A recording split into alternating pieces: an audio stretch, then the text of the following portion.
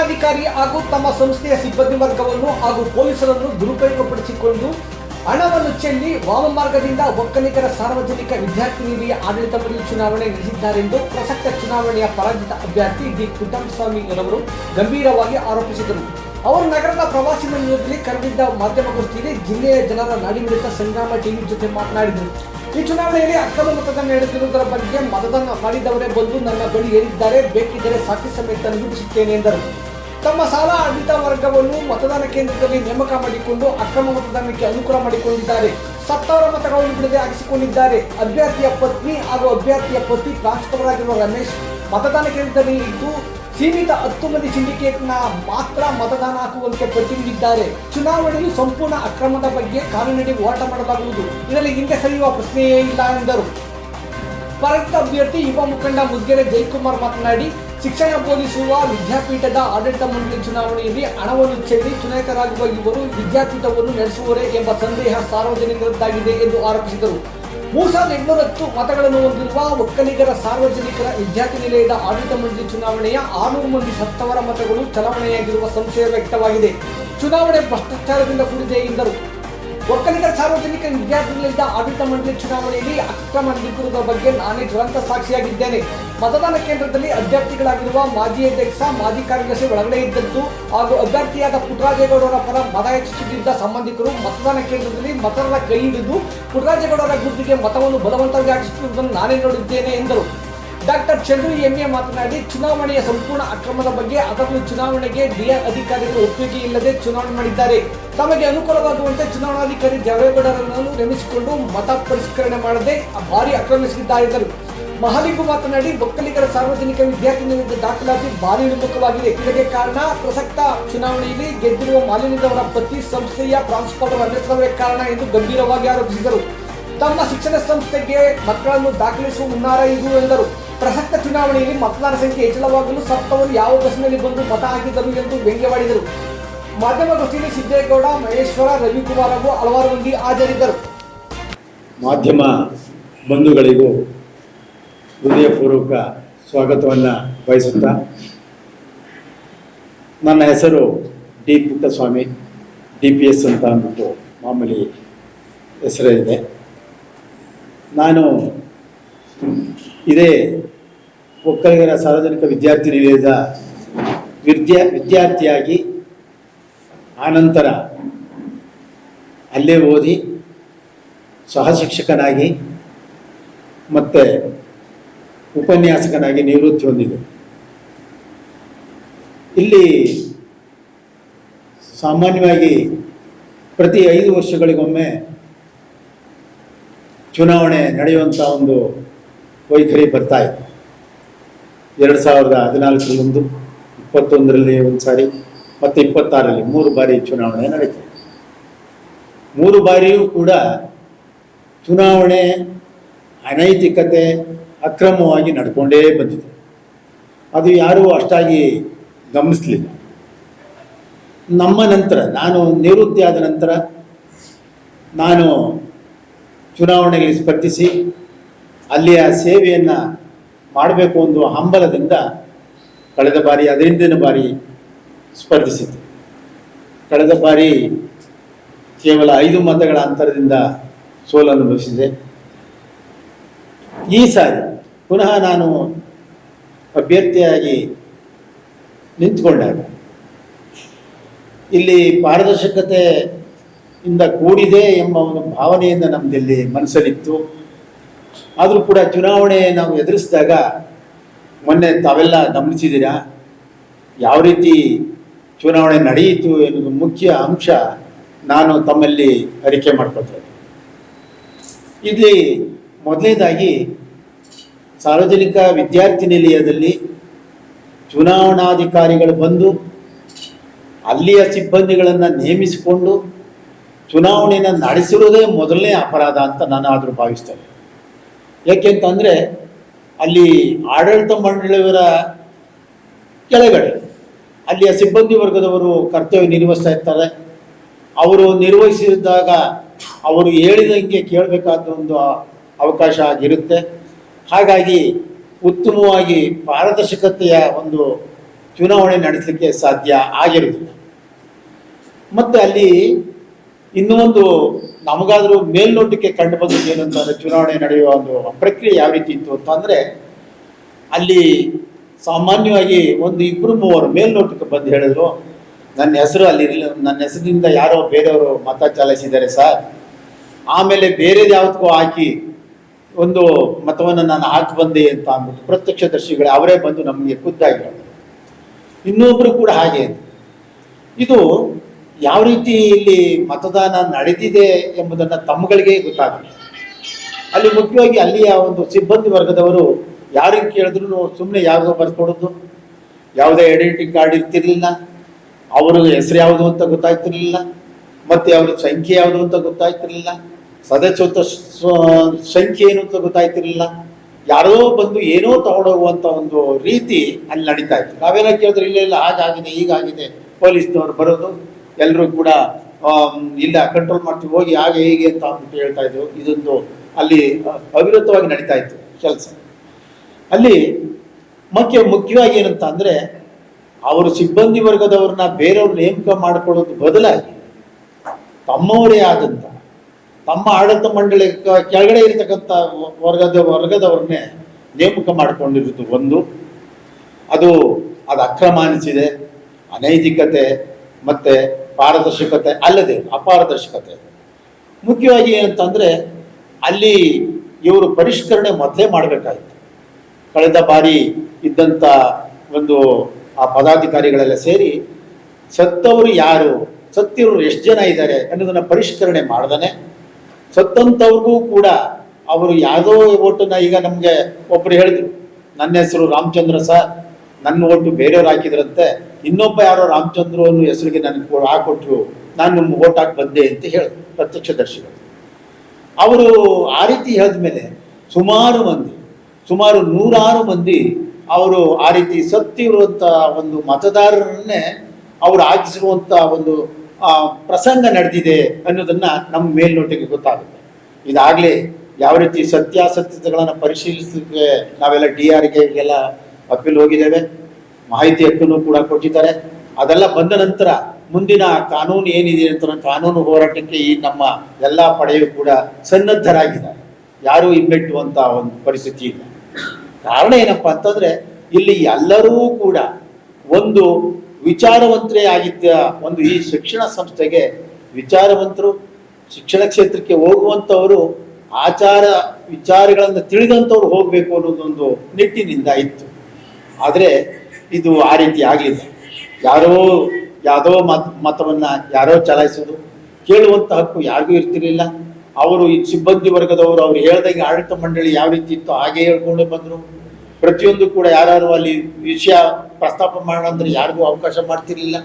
ಮುಖ್ಯವಾಗಿ ಏನಂತಾರೆ ತಮ್ಮ ಗಮನಕ್ಕೆ ತರ್ತೀನಿ, ಅಲ್ಲಿ ಇರುವಂಥವರು ಕ್ಯಾಂಡಿಡೇಟ್ ಅಭ್ಯರ್ಥಿಯ ಪತ್ನಿ ಇದ್ದರು, ಅಭ್ಯರ್ಥಿಯ ಪತಿ ಇದ್ದರು, ಅವರಿಬ್ಬರೂ ಕೂಡ ಕ್ಯಾನ್ವಾಸ್ ಮಾಡಿಕೊಂಡೇ ಬಂದರು. ಅಂದರೆ ಅವರು ಇದ್ದಂಥ ಯಾವ ರೀತಿ ಕ್ಯಾನ್ವಾಸ್ ಮಾಡಿದ್ದಾರೆ, ಪ್ರಚಾರ ಮಾಡಿದ್ರು ಅಂತ ಅಂದರೆ, ನಮ್ಮದನ್ನೇ ತಗೊಳ್ತೀನಿ. ಅವರು ಅಭ್ಯರ್ಥಿಯ ಯಜಮಾನ್ ಅಂದರೆ ಪತಿಯಾದವರು ಒಬ್ಬರು ರಮೇಶ್ ಅಂತ ಅಂದ್ಬಿಟ್ಟು ಪ್ರಿನ್ಸಿಪಲ್ ಆಗಿದ್ದಾರೆ. ಅಲ್ಲಿ ಸಿಂಡಿಕೇಟ್ನಲ್ಲಿ ನಾನು ಒಬ್ಬ ಪಾಪು ಸಿಂಡಿಕೇಟ್ನಲ್ಲಿ ಒಳಗೊಂಡಂತೆ ಇದ್ದಂಥ ಅವರು 10 ನಂಬರ್ಗಳನ್ನು ನಾನು ಇಲ್ಲಿ ಫೋಟೋ ತೆಗೆದು ಇಟ್ಟಿದ್ದೇನೆ. 10 ನಂಬರ್ಗಳನ್ನ ಅವರು ಎಲ್ರಿಗೂ ಇದೇ ಪಾಪು ಸಿಂಡಿಕೇಟ್ ಹಾಕಿ ಅಂತ ಅವ್ರಿಗೆಲ್ಲ ಹೇಳಿದ್ದಾರೆ. ಆ ರೀತಿ ಆದಾಗ ಎಲ್ಲರೂ ಕೂಡ ಕಣ್ಣು ಮುಚ್ಕೊಂಡು ಕುಳಿತಿದ್ದಾರೆ. ಅಲ್ಲಿ ಯಾವ ಹುಡುಗ ಪರವಾಗಿಲ್ಲ, ಈ ಸಿಂಡಿಕೇಟ್ ಬರ್ತಾ ಇದೆ. ಯಾಕೆಂತಂದರೆ ಅವ್ರ ಓಟ್ಗಳೆಲ್ಲ ನಮ್ಗೆ ಬರ್ತಾ ಇರುವಂಥ ಮತಗಳೆಲ್ಲ ಅವ್ರಿಗೆ ಹೋದಂಗಾಯ್ತು.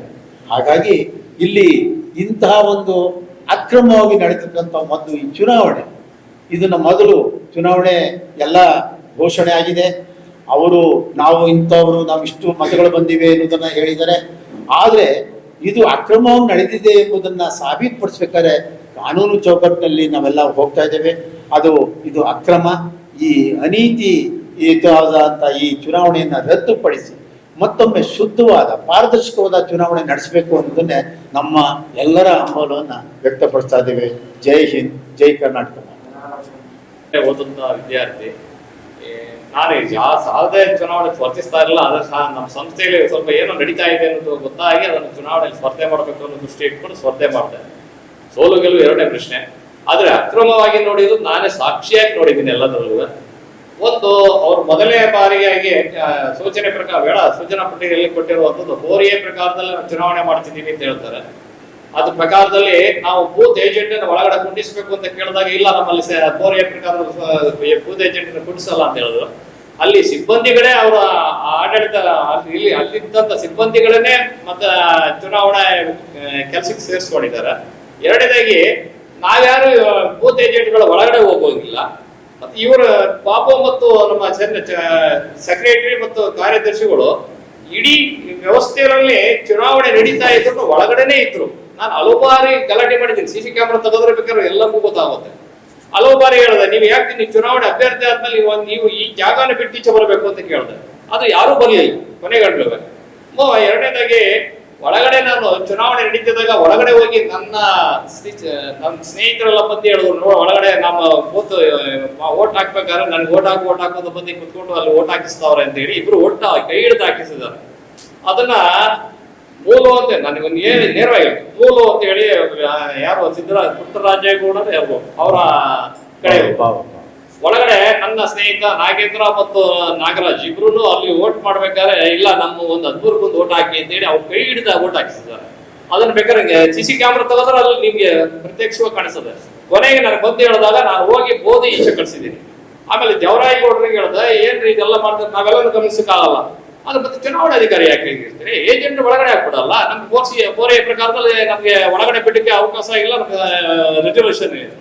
ಅದ್ರ ಜ್ಞಾನ ಇಲ್ಲ, ನೀವೇ ಮಾಡ್ಕೊಡೋದಾ ಅಂತ ಕೇಳಿದೆ. ಅನಂತರ ಈಚೆ ಬಂದಾಗ ಒಬ್ಬ ಅಭ್ಯರ್ಥಿ ಮತದಾರ ನನ್ನ ಓಟನ್ನ ಯಾರು ಹಾಕ್ಬಿಟ್ಟಿದ್ದಾರೆ ಅಂತ ಕೇಳೋದು. ಆಮೇಲೆ ಅಲ್ಲಿ ನಡೀತಾ ಇತ್ತು, ಚರ್ಚೆ ನಡೀತಾ ಇತ್ತು. ನಾನು ಹೇಳಿದೆ, ನಿಮ್ಮ ಓಟನ್ನ ಯಾರು ಹಾಕ್ತಾರೆ ಅಂತ ಕೇಳಿದಾಗ ಯಾರು ಹಾಕಿದ್ದಾರೆ ಅಂತ. ಈ ರೀತಿಯಲ್ಲಿ ಅಕ್ರಮ ಆಗಿರೋದಕ್ಕೆ ಸಾಕಷ್ಟು ಸಾಕ್ಷಿಗಳಿವೆ. ನನ್ನ ಹೆಸರು ಡಾಕ್ಟರ್ ಚಂದ್ರು ME ಅಂತೇಳಿ ಉಪನ್ಯಾಸಕನಾಗಿ ಕರ್ತವ್ಯವನ್ನು ನಿರ್ವಹಿಸ್ತಾ ಇದ್ದೇನೆ. ಇಲ್ಲಿ ಚುನಾವಣೆ ಅಕ್ರಮ ನಡೆದಿದೆ ಅನ್ನೋದಕ್ಕೆ ನಮಗೆ ಮೇಲುನೋಟಕ್ಕಲ್ಲ, ವಾಸ್ತವವಾಗಿ ನಮಗೆ ಗೊತ್ತಾಗತ್ತೆ. ಅದು ಹೇಗೆ ಅಂದ್ರೆ, ನಾವು ಚುನಾವಣೆ ಯಾವ ಮೂಲಕ ನಡೆದಿದೆ ಅನ್ನೋದನ್ನ ತಿಳ್ಕೊಳ್ಳೋದಕ್ಕೆ ಅಂತೇಳಿ DR ಆಫೀಸ್ಗೆ ಅಂತೇಳಿ ಹೊರಟಾಗ DR ಆಫೀಸಲ್ಲಿ ಹೇಳ್ತಾರೆ, ನಾವು ಯಾವುದೇ ರೀತಿಯಾದಂತ ಚುನಾವಣೆ ನಡೆಸೋದಕ್ಕೆ ಅನುಮತಿಯನ್ನ ಕೊಟ್ಟಿಲ್ಲ. ಅವರು ನಮಗೆ ಒಂದು ಪತ್ರವನ್ನ ಕಳಿಸಿದ್ರು. ಆ ಪತ್ರ ಏನು ಅಂದ್ರೆ, ನಾವು ಚುನಾವಣೆ ಮಾಡ್ಕೊಳ್ತೀವಿ ಅಂತ ಪತ್ರವನ್ನ ಕಳಿಸಿದ್ರು. ಅವ್ರು ಹೇಳೋದಿಷ್ಟೇ, DR ಈಗ ನಮ್ಗೆ ಮಾಹಿತಿ ಕೊಟ್ಟಿರೋದು ಕೂಡ ನಾವು ಏನಿದೆ ಮಾಹಿತಿ ಅದು ಕೊಡ್ತೀವಿ ಅಂತ ಹೇಳಿದ್ರು. ಅಂದ್ರೆ DR ಅಂದ್ರೆ ಆಫೀಸಿಂದ ಚುನಾವಣೆ ಪ್ರಕ್ರಿಯೆ ನಡೆಸೋದಕ್ಕೆ ಅನುಮತಿ ಇಲ್ಲ, ನಾವೇ ಮಾಡ್ಕೊಳ್ತೀವಿ ಅಂತ ಇವ್ರು ಕೊಟ್ಟಿದ್ದಾರೆ. ಜೊತೆಗೆ ಏನು ನಾವು ಇಲ್ಲಿ ಚುನಾವಣೆ ಅಧಿಕಾರಿಯಾಗಿ ನೇಮಕವನ್ನ ಮಾಡಿದರು ಜವರೇಗೌಡರನ್ನ, ಆ ಜವರೇಗೌಡರು ತಮ್ಮ ಸಹಿಯ ಕೆಳಗಡೆ ಹಾಕ್ತಾರೆ, ಆ DR ಆಫೀಸಿಂದ ನಾವು ಚುನಾವಣಾ ಅಧಿಕಾರಿಯಾಗಿ ನೇಮಕಗೊಂಡಿದ್ದೀನಿ ಅನ್ನೋ ರೀತಿಯಲ್ಲಿ ಒಂದು ಲೆಟರ್ ನಮ್ಗೆ ಕೊಡ್ತಾರೆ. ಅಂದ್ರೆ ನನಗೆ ಎಲ್ಲವನ್ನ ಸೀಲ್ ಮಾಡಿ ಕೊಟ್ಬಿಟ್ಟಿದೀವಿ ಸಂಘಕ್ಕೆ, ಹಾಗಾಗಿ ನಾನು ಏನನ್ನೂ ಕೊಡೋದಕ್ಕೆ ಬರೋದಿಲ್ಲ ಅಂತೇಳಿ ಒಂದು ಮಾಹಿತಿಯನ್ನ ನಮ್ಗೆ ಕೊಡ್ತಾರೆ. ನಾವು ತೆಗೆದುಕೊಂಡಿದೀವಿ ಮಾಹಿತಿಯನ್ನ, ಬೇಕಾದ್ರೆ ಅದನ್ನ ನಿಮಗೆ ಮಾಧ್ಯಮ ಮಿತ್ರರನ್ನು ನಾವು ಕೊಡ್ತೀವಿ.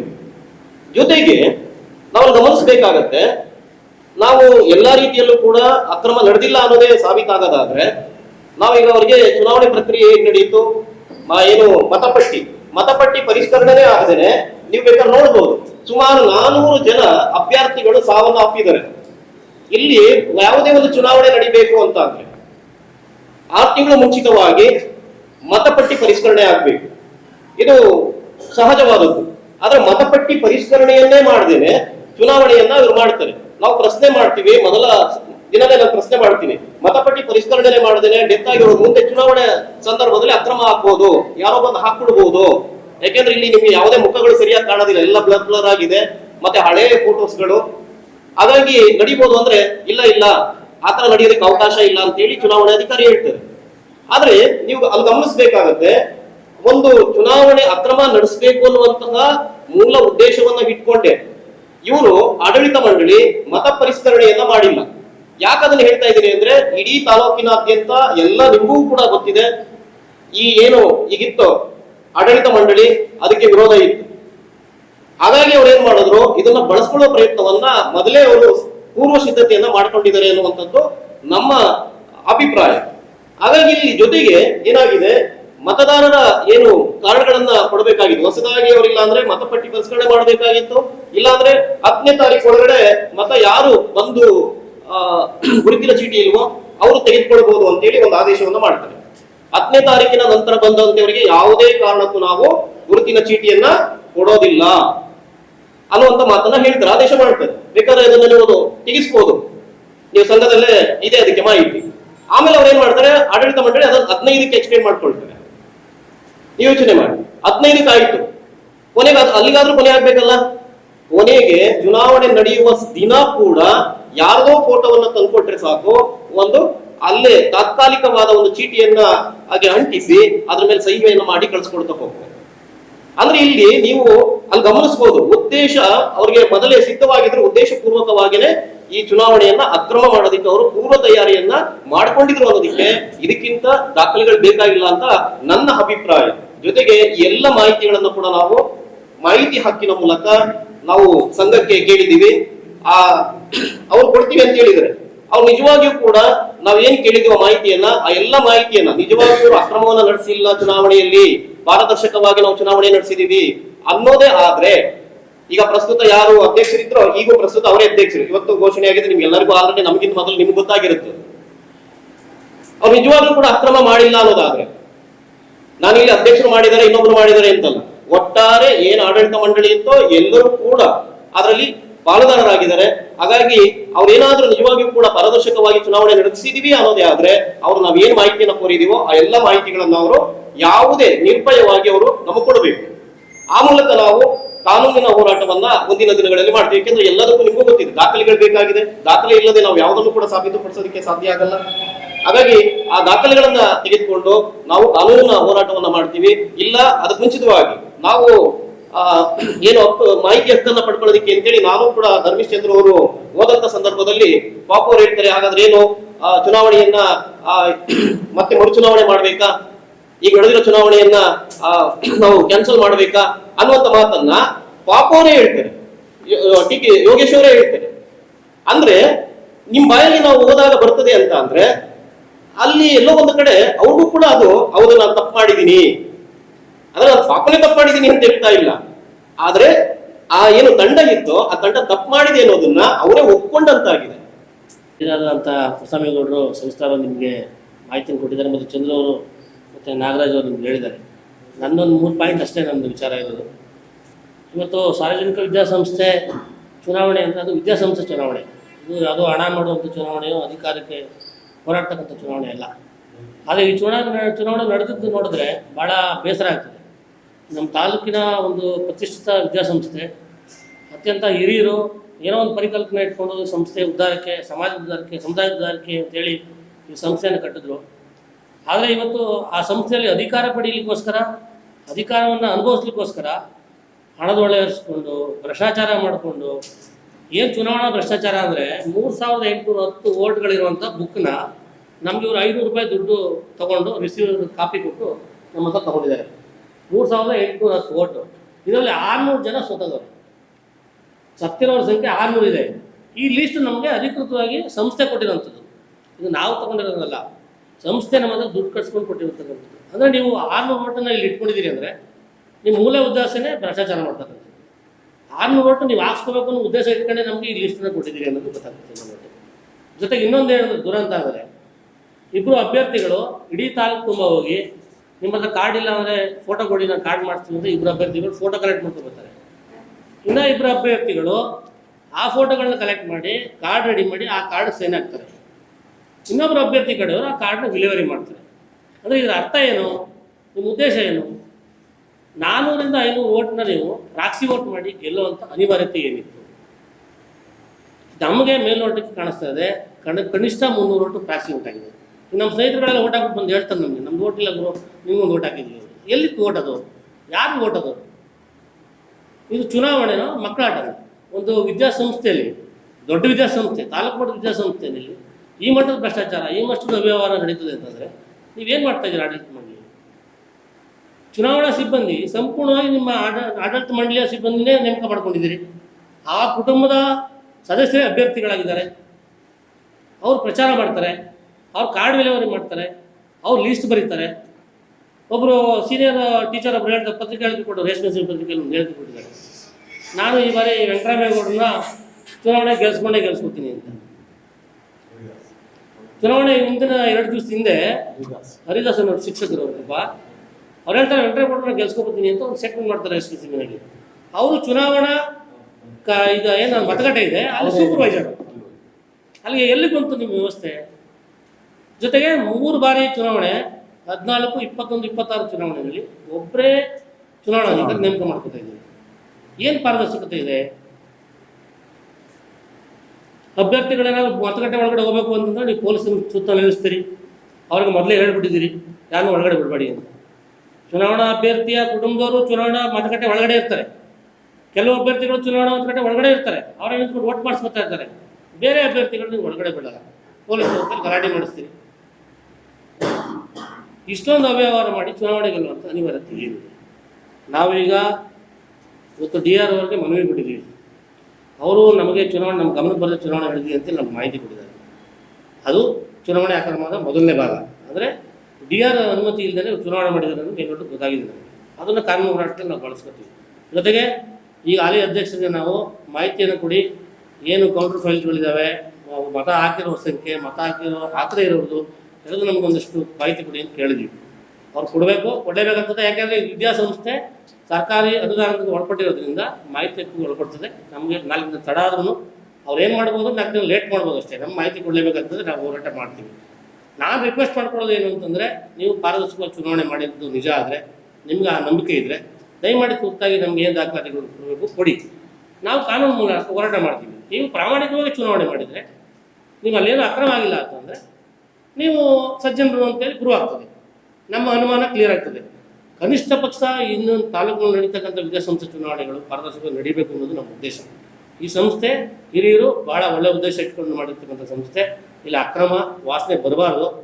ಜೊತೆಗೆ ತಾವು ಏನು ಈ ಬಾಡಿ ಇದ್ದೀರಿ, 2 ಅವಧಿಯಿಂದ 3 ಅವಧಿಯಿಂದ ಇದ್ದೀರಿ. ಇವತ್ತು ಚನ್ನಪಣ್ಣ ಸಾರ್ವಜನಿಕ ವಿದ್ಯಾಸಂಸ್ಥೆ ಏನು ಆವರಣ ಇದೆ ಅದ್ರದ್ದು ಮೂಲ ದಾಖಲೆ ರೆಡಿ ಮಾಡ್ಕೊಳ್ಳಿಲ್ಲ. ನೀವು ಅಧಿಕಾರ ಬೇಕು ಅಂತೀರಿ, ದಾಖಲೆಗಳೇ ರೆಡಿ ಆಗಲಿಲ್ಲ. ಚಟ್ಟಳ್ಳಿ ಮತ್ತಿತರ ಸಾರ್ವಜನಿಕ ವಿದ್ಯಾಸಂಸ್ಥೆ 5 ಎಕರೆ ಜಮೀನಿದೆ, ಅದು ಮೂಲ ದಾಖಲಾತಿನೇ ಇಲ್ಲ. ನೀವು ಅಧ್ಯಕ್ಷ ಆಗಬೇಕು, ನೀವು ಕಾರ್ಯದರ್ಶಿ ಆಗಬೇಕು, ನೀವು ಖಜಾಂಚಿ ಆಗಬೇಕು, ನೀವು ಡೈರೆಕ್ಟರ್ ಆಗಬೇಕು, ಸಂಸ್ಥೆ ಮಾತ್ರ ನಿಮ್ಮ ಸಂಸ್ಥೆ ಹೆಸರು ಬರೋಂಗಿಲ್ಲ. ಆ ಜಾಗ ಸಂಸ್ಥೆ ಹೆಸರಲ್ಲಿ ಇಲ್ಲ ಅಂದರೆ ಏನು ಮಾಡ್ತಾ ಇದ್ದೀರಿ? ಇನ್ನೇನಕ್ಕೆ 10 ವರ್ಷ 15 ವರ್ಷ ನಿಮ್ಮ ಅಧಿಕಾರ ಏನಕ್ಕೆ?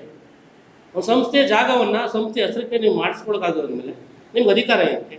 ಈ ಅಪಾಪಿ ಏನಕ್ಕೆ ನಿಮಗೆ? ದಯಮಾಡಿ ನೀವು ಪಾರದರ್ಶಕವಾಗಿ ಚುನಾವಣೆ ಮಾಡೋದು ನಿಜ ಆದರೆ ನಮಗೆ ಮೂಲ ದಾಖಲೆ ಕೊಡಲಿಲ್ಲ ಅಂದರೂ ನಾವು ಕಾನೂನು ಹೋರಾಟ ಮಾಡ್ತೀವಿ, ಕೊಟ್ಟರು ಕಾನೂನು ಹೋರಾಟ ಮಾಡ್ತೀವಿ. ಈ ಚುನಾವಣೆ ಅಕ್ರಮ ಕೂಡಿದೆ ಅನ್ನೋದು ನಮಗೆಲ್ಲ ಗೊತ್ತಿದೆ. ಅದನ್ನು ಸಾಬೀತುಪಡಿಸುವಂಥ ಪ್ರಯತ್ನವನ್ನು ನಾವು ಮಾಡ್ತಾ ಇದ್ದೀವಿ.